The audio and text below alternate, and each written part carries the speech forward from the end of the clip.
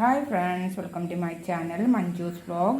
ഇതെന്താണെന്നറിയാവോ? ചെറുപയർ ദോശയാണ് കേട്ടോ. നമുക്ക് വളരെ പെട്ടെന്ന് തന്നെ ഒരു ചെറുപയർ ദോശ തയ്യാറാക്കി എടുക്കാം. വൈകിട്ട് സ്കൂളിൽ നിന്നൊക്കെ വരുമ്പം കുട്ടികൾക്കൊക്കെ കൊടുക്കാൻ നല്ല പറ്റിയൊരു ദോശയാണിത്. അപ്പോൾ ഇതേപോലെ നിങ്ങളൊന്ന് ഉണ്ടാക്കി നോക്കണേ. അപ്പോൾ നമുക്ക് വീഡിയോയിലേക്ക് പോയാലോ. ചെറുപയർ കുതിർത്തെടുത്തതാണ് കേട്ടോ അത്. അപ്പോൾ ഞാനിന്ന് ഉണ്ടാക്കാൻ പോകുന്നത് ചെറുപയർ ദോശയാണ്. നമുക്ക് വളരെ എളുപ്പത്തിൽ തന്നെ ഉണ്ടാക്കിയെടുക്കാം. നമുക്ക് ദോശമാവ് വീട്ടിലുണ്ടായിരുന്നാൽ മതി. ഇത് ദോശമാവാണ് കേട്ടോ. ഞാൻ ഉപ്പ് ചേർത്ത് വെച്ചിരിക്കുകയാണ്. അപ്പോൾ എനിക്ക് ആദ്യം ചെയ്യേണ്ടത് ഈ ചെറുപയറൊന്ന് നല്ലവണ്ണം ഒന്ന് അരച്ചെടുക്കണം. നൈസായിട്ട് അരച്ചെടുത്തിട്ടുണ്ട്. നമുക്ക് ഈ മാവിലേക്ക് ഒഴിച്ചു കൊടുക്കാം.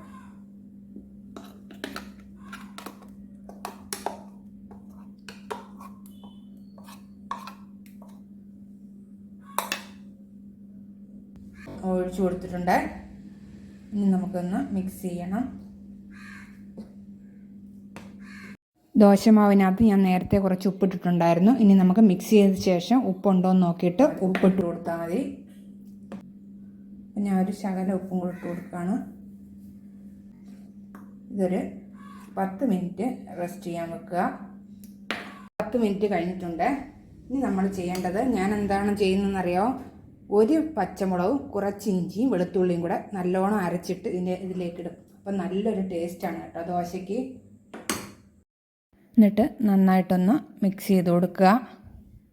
നമുക്കൊന്ന് ദോശ ഉണ്ടാക്കിയെടുക്കാം. ദോശമാവും പയറൂടെ ചേർക്കുമ്പം ചെറിയൊരു കളറുണ്ട് കേട്ടോ, പച്ച കളറ്. അത് നിങ്ങൾക്ക് വീഡിയോയ്ക്കകത്ത് കാണാൻ പറ്റുമെന്ന് എനിക്കറിയില്ല. അപ്പം നമുക്ക് ദോശ ഉണ്ടാക്കിയെടുക്കാം. ചൂടായിട്ടുണ്ട്. നമുക്ക് ദോശ ഉണ്ടാക്കിയെടുക്കാം.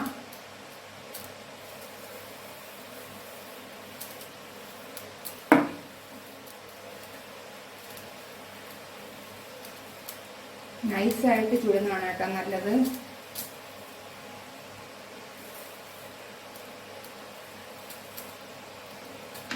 ഒരു സൈഡ് വെന്ത് കഴിഞ്ഞു. ഇനി നമുക്ക് തിരിച്ചിട്ട് കൊടുത്ത് വേവിച്ചെടുക്കണം.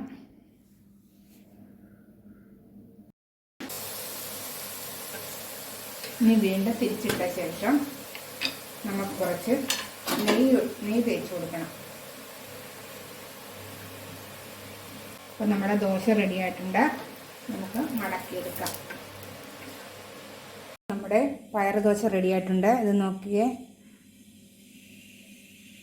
നല്ല ടേസ്റ്റാണ് കേട്ടോ. ഇത് ഉണ്ടാക്കി നോക്കണം ഇതേപോലെ. വളരെ എളുപ്പത്തിൽ തന്നെ നമുക്ക് ദോശമാവ് ഉണ്ടെങ്കിൽ ഇതേപോലെ ഉണ്ടാക്കിയെടുക്കാം. അപ്പോൾ ഇതേപോലെ ഉണ്ടാക്കി നോക്കിയിട്ട് ലൈക്ക് ചെയ്യാനും ഷെയർ ചെയ്യാനും സബ്സ്ക്രൈബ് ചെയ്യാനും നിങ്ങൾ മറന്നുപോലെ. എൻ്റെ വീഡിയോ ഫുള്ളായിട്ട് നിങ്ങൾ കാണണേ. അപ്പോൾ ഇനി ഞാൻ ഇത് കണക്ക് വീണ്ടും ഒരു റെസിപ്പിയുമായിട്ട് നമുക്ക് വീണ്ടും കാണാം. അതുവരെ സീ യു.